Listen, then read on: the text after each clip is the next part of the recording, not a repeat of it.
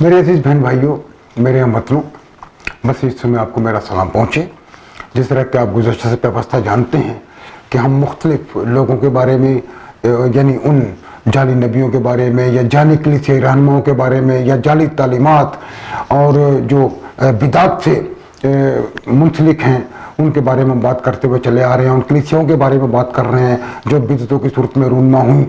اور بہت سے لوگوں کو جہنم کا ایندھن بنا گئیں۔ لیکن اس کے ساتھ ساتھ ہم یہ بھی بتاتے چلے آ رہے ہیں کہ مسیح یسوع کی تعلیم کا ماخذ کیا ہے اور ہم اس پر کس طرح سے عمل پیرا ہو سکتے ہیں اور کس طرح کار فرما رہ کر ہم اس میں ہی اپنے خداوند کے ساتھ چلتے ہوئے اپنی زندگی، اپنی عاقبت سنوار سکتے ہیں۔ آج ہم جس کا ذکر کر رہے ہیں وہ چرچ تو اپنے طور پر انہوں نے بنایا، وہ کہلاتا تھا ڈیوائن چرچ۔ اس کے بارے میں ہم بتاتے ہیں، یعنی الہی کلیسیا آپ اس کو کہہ لیں۔ دوسری جنگ عظیم کے آغاز سے کچھ ہی دیر پہلے ایک 5 فٹ قد اور گٹھیلے جسم کا نسبتاً بدصورت لیکن سیاہ فام شخص جارج بیکر ایک نئے طور سے سامنے آنے کی کوششوں میں مصروف تھا۔ اپنے آپ کو پادری کہتا تھا اور کس طرح وہ سمجھتا تھا کہ وہ ایک موضوعات کی شخصیت ہے، موزانہ شخصیت ہے اور اس کے ہاتھ سے یا اس کی دعا سے یا اس کے کہنے سے موضوعات جو ہے وہ رونما ہو جاتے ہیں۔ اس ضمن میں نیو یارک کی عدالت میں اس پر کسی ایک شخص نے ایک دیوانی مقدمہ بھی دائر کر رکھا تھا۔ مقدمہ کی سماعت کے دوران جج کی حرکت قلم اچانک بند ہو گئی۔ اتفاق دیکھیے، جسے جارج کی فتح سے تعبیر کیا گیا کہ یہ پادری کا موضوع ہے کہ جج جو تھا وہ اس کے خلاف فیصلہ دینا چاہتا تھا، اس لیے وہ مر گیا۔ یہاں سے اس کا نام فادر ڈیوائن پڑ گیا، یعنی الہی باپ۔ یہاں سے فادر ڈیوائن اس کا نام پڑا اور رفتہ رفتہ اس نے خود کو الہی درجہ پر فائز کر کے خود کو خدا کہلوانا بھی شروع کر دیا کہ میں خدا ثانی ہوں اور میں زمین پر آپ کے لیے آیا ہوں۔ اور اس کے دوسری جو ایسی تحریک پیدا ہوتی ہیں تو جب لوگ اس طرح کی تعلیمات سے آراستہ ہو کر لوگوں کو اپنی جانب راغب کرتے ہیں تو بہت سے متقدین بھی پیدا ہو جاتے ہیں، بہت سے حواری بھی پیدا ہو جاتے ہیں، بہت سے شاگرد بھی پیدا ہو جاتے ہیں، بہت سے رکن بھی بننا شروع ہو جاتے ہیں۔ اور اس کے ساتھ ہی انہوں نے ایک یہ کام کیا کہ فادر ڈیوائن کے ساتھ انہوں نے ڈیوائن چرچ کی بھی بنیاد رکھ دی، یعنی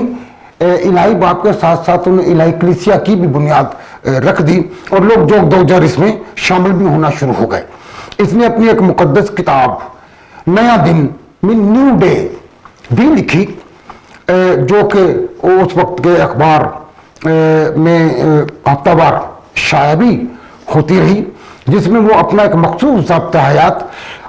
جو فادر ڈیوائن کی جانب سے احکامات کی صورت میں ہوتا تھا شائع ہوتا رہا، جن میں 7 نکات جو بائبل سے اخذ تھے وہ بھی اس میں تھے۔ وہ جو نکات تھے وہ تو برے نہیں تھے، لیکن آگے چل کر آپ دیکھیں گے کہ اس نے کیا کیا، یعنی جنسی تعلقات سے پرہیز کیا جائے، شراب نوشی تمباکو نوشی سے مکمل پرہیز، کردار اور گفتار میں خدا یعنی فادر ڈیوائن سے متعلق کفر نہ بولا جائے، اعتراض کیا جائے، تفریح گاؤں میں جانا، سینما دیکھنا، محفل رقص میں جانا یا منعقد کرنا قطعی ممنوع، تحفے تحائف دینا یا عوامی سطح پر انعام و اکرام دینا حرام و مکروہ، سچائی کو ملوث خاطر رکھنا اور ادائیگی قرض کو فرض سمجھنا، ہر قسم کی عیش پرستی اور کھیل تماشوں سے مکمل کنارہ کشی۔ اپنی کلیسیا کو منظم و فعال رکھنے کے لیے یہ عبادات کے ساتھ ساتھ شاہانہ ضیافتوں کا اہتمام بھی کرنے لگا۔ معاف کیجیے گا۔ دوسری جنگ عظیم کے اختتام تک یہ ایک امیر ترین شخص بن چکا تھا اور یہ رولز رائس کے علاوہ کسی گاڑی میں سفر نہیں کرتا تھا، اور اس کے ساتھ ساتھ برطانیہ اور یورپ کے دیگر ممالک تک انتہائی تیزی سے اس کی تعلیم پھیلی اور اسی عالمی شہرت کے سبب فادر ڈیوائن سے ایک نئے الہیاتی مذہب کی جانب سوچنے لگا اور کرنے لگا کہ اس کو مزید آگے بڑھایا جائے۔ اولین جو کتاب شائع ہوئی وہ تھی گاڈ ان رولز رائس، یعنی خدا رولز رائس میں۔ اس کی وجہ تسمیہ یہ تھی کہ فادر ڈیوائن ہمیشہ رولز رائس کار میں سفر کرتا تھا۔ دوسری کتاب جس کی تعریف و توصیف میں سامنے آئی اس کا نام تھا انکریجبل مسیحا، یعنی ناقابل یقین مسیحا یا موضوعاتی مسیحا وغیرہ کچھ بھی کہہ لیں۔ صرف یہی نہیں بلکہ اس کی شان میں جو گیت لکھے گئے وہ اکثر عبادات میں گائے جاتے تھے، جس کی ایک مثال کافی ہوگی اور وہ کافی مقبول بھی تھا اس دور میں، the very same Jesus the very same God, یعنی بالکل خدا کی مانی، بالکل یسوع کی مانی تھی. اور یہ گیت ان دنوں میں اس کی شان میں بڑا مقبول تھا. اس نوع کا ایک فرقہ میں آپ کو یہ بھی بتا دیتا ہوں پاکستان میں بھی ہے، جسے محترم تیرتھ رام جو ہیں تیرتھ رام پال یا ٹی آر پال کے نام سے منسوب ہیں، ان کے شان میں بھی بڑے گیت لکھے گئے ہیں، جن میں ایک گیت یہ ان کی کتاب میں شامل ہے، ان کے گیتا رسولی نغمے، گیت نمبر 27 ہے، میں آپ کو بتا رہا ہوں. ٹی آر پال سوا کوئی اپنا نہ ہو سکا، کوئی ہمارے حال کا پرسا نہ ہو سکا، پہلے بھی تذکرے تھے دنیا فانی میں، ایک پھول بھی تیری طرح خندہ نہ ہو سکا. یہ ٹی آر پال تھا. تو اس طرح سے فادر ڈیوائن کی شان میں بھی لکھے تھے، شاید یہ انہیں سے کہیں متاثر ہوئے ہوں گے. تو ایک نئی ڈاک بیلٹ انہوں نے کلیسیا کی ڈال لی، اور ٹی آر پال چرچ آج بھی پاکستان میں سرگرم عمل ہے. تو یاد رکھیے کہ یہ جو رسولی نغمے ہے سابن international printer and publisher Lahore نے شائع کی تھی. فادر ڈیوائن کا طریقہ کار یہ دیکھو، بڑے حال میں چبوترے پر قائم شہ نشین پر اپنے خاص حواریوں کے ساتھ بیٹھتا، جنہیں وہ اپنے خاص بزرگ کہتا کہ یہ میرے 24 بزرگ ہیں جو میرے دونوں طرف بیٹھے ہوئے ہیں. اس کے بعد ایک دائرے کی صورت میں چبوترے کے اطراف میں دیگر خاص مومنین بٹھائے جاتے، جنہیں وہ کہتا تھا کہ یہ وہ مومنین ہیں جن کو خداوند نے یا میں نے سفید جامے عطا کر دیے ہیں. اس طرح اس کی حمد و ثنا شروع ہوتی، اور پھر اس کے لیے گیت گائے جاتے، اور پھر عبادت کا سلسلہ شروع ہوتا، پھر وہ اپنا خطبہ دیتا یا جسے ہم سرمن کہتے ہیں. تو وہ پھر اس کے بعد گواہیوں کا سلسلہ شروع ہو جاتا. اور آج کل ایسا بہت سارا ہو رہا ہے، بہت سارے لوگ ہیں ٹی وی پر جو آتے ہیں اور باقاعدہ نام لے کر کہتے ہیں کہ فلاں شخص کی وجہ سے مجھے برکت ملی، فلاں شخص کی وجہ سے، نام لے کر بتایا جاتا ہے کہ وہ اگر دعا نہ کرتے تو میں نے یہ کبھی نہیں ہونا تھا، یہ ایسا نہیں ہونا تھا، فلاں نے دعا کر دی تو یہ ہوا. تو اس طرح ایک سلسلہ یہ بھی معجزات کی گواہیوں کا شروع کرتا تھا. میرے اپنے خیال میں شاید یہ کہیں انہوں نے اس کے بارے میں جان پہچان لیا ہوگا تو وہ اس طرح سے چل پڑے ہیں. خیر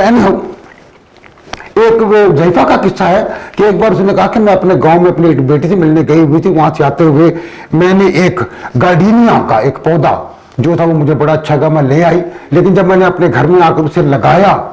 تو وہ پنپنے کی بجائے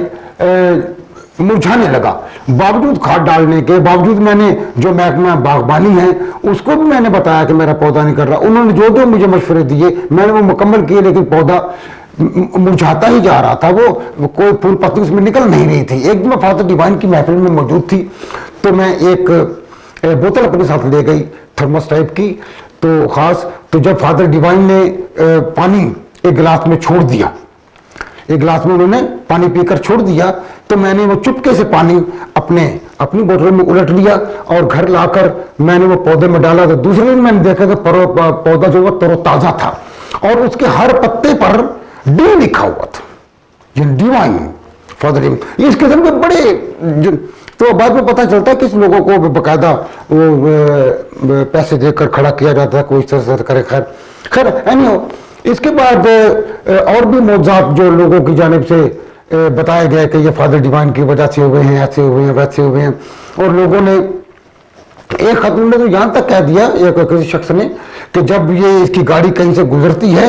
تو ایک خاص مہک چھوڑ جاتی ہے جس کا مقابلہ کوئی بھی عطر کی شید کرنے والی کوئی دکان بھی اس کا مقابلہ نہیں کر سکتی. تو عجیب قسم کے خیالات لوگ بتانے لگے اور کرنے لگے. تو یاد رکھیں کہ فادر ڈیوائن جو تھا وہ ایک نیگرو تھا، لیکن اس کے موت کے دن میں سفید و سیاہ دونوں رنگ و نسل کے لوگ تھے اور جو جوگ شامل ہو رہے تھے. اسی دوران جب کہ دنیا میں دوسری جنگ عظیم کے سہانے سے سنبھلنے ہی لگی تھی تو فادر ڈیوائن کی ایک اور اس کو ایک اخلاق سما گیا اس کے دماغ میں کہ زمین پر جنت بنانی چاہیے. اس زمین میں اس نے 6 منزلہ بلڈنگ کرائے پر لی. پیسہ اس کے پاس بے انتہا آ گیا تھا اور اس نے وہ بلڈنگ خریدی اور اس کو مکمل تزئین و آرائش جو اس کی تزئین و آرائش اس نے کی، اس میں ہر طرح کی سہولیات جو تھے آراستہ پراستہ کیا اور سہولیات فراہم کی اور اس کا نام فادر ڈیوائنز ہیون رکھا، یعنی الہی باپ کی جنت یا فردوس پدر اقدس کا بورڈ بھی اویزاں کر دیا. جس میں رہنمائی کے لیے خوبصورت دوشیزاؤں کو $25 فی ہفتہ کے مشاہرے پر حوروں کا لقب دے کر تعینات کیا گیا، اور اس کے ساتھ ساتھ کہ خوبصورت لڑکے جو ہوتے وہ بھی غلامان کی صورت میں وہاں پر رکھے گئے اور انہیں بھی $25 فی ہفتہ مشاہرہ ملتا رہا۔ تو اب یہ دیکھیں کہ حوروں اور غلامان کا تصور کہاں سے اس کے پاس آیا ہوگا، یقیناً اس نے کہیں سے پڑھا اور سنا ہوگا، تو اس نے اس کو اس ضمن میں اپنے لیے فردوس کی جو جنت استعمال کی۔ یاد رکھیں کہ اس طرح کا ایک اسلامی کردار بھی ملتا ہے، شداد کی جنت جو ہے وہ ہمیں ملتی ہے اسلامی تعلیمات میں، تو اس نے بھی ایک جنت بنانے کی کوشش کی، بہرحال وہ بھی تباہ و برباد ہوا، اور جس طرح یہ ابھی آپ دیکھیں گے آپ کو اس کا حشر کیا ہوا۔ تو اس کے ساتھ ساتھ اس میں جو اس میں جنت یا فردوس میں داخل ہونا چاہتے تھے وہ ان کے لیے مکینوں کے لیے رہنمائی کے لیے وہ خدمت گار تو موجود تھے، ہر منزل پر ایک چھوٹا کمرہ اور اس کے ساتھ ایک چھوٹی لائبریری یا کتابیں رکھی ہوئی تھی، اور ایک چیپل بھی یعنی عبادت گاہ بھی بنا دی گئی تھی۔ اور اس کے ساتھ ساتھ اس نے یہ کیا کہ داخلہ جو تھا، جو فردوس میں داخل ہونا چاہتا وہ $3000، اس وقت $3000 جو تھا وہ اس میں داخلے کا ٹکٹ تھا، یا رہنے کے لیے $3000 آپ کو دینے پڑتے تھے، اور بہت بڑی رقم تھی۔ لیکن آہستہ جب اس نے اس میں مزید آرائش کی اور جنت کم پڑ گئی تو ایک اور جنت بنائی، پھر تیسری جنت بنائی، اور معاوضہ جو تھا وہ $5000 کر دیا گیا۔ اور یہ سب کرنے کے لیے جس خاتون کو یعنی اس کی بیوی جو تھی وہ جس کو رکھا گیا تو وہ مقتہ ماں مریم کہلاتی تھی، یعنی تمام جنتوں کا انتظام ایک خاتون مہری تھی جو کہ اس کی بیوی تھی یا نہیں، لیکن کچھ جگہ روایات ملتی ہیں کہ وہ اس کی بیوی تھی، بعض لوگ کہتے ہیں کہ وہ اس کی بیوی نہیں تھی، بعض اوقات کہتے ہیں کہ وہ اس کے ساتھ اس کے تعلقات تھے، اس کی وجہ سے میری جو تھی وہ اس کے بہت قریب تھی اور اسی کو جنت کا انتظام دیا وہ سونپا گیا۔ تو وہ ایک سخت مزاج لیکن انتہائی انتظامی امور سے بھرپور عورت تھی جسے انتظامی امور کا پتہ تھا، اور وہ سارے مقدس ماں کے نام سے مشہور ہو گئی، یعنی مدر ڈیوائن کا نام بھی اسے دیا جانے لگا۔ فادر ڈیوائن اپنے ایک خاص شخصیت میں جو خدا تھا، ایسا ایسا یہ پھیلتا چلا گیا اس نے اور جنت بنا لی۔ لیکن ہوا کیا کہ وقت کے ساتھ ساتھ جب اس کے موجودات میں تبدیلی آنا شروع ہوئی اور لوگوں نے اس کا یقین نہ کرنا شروع کر دیا، اور مختلف خواتین میں اس نے ایک اور خاتون کے ساتھ بھی، جب یہ کینیڈا میں تھا تو وہاں اس کو ایک لڑکی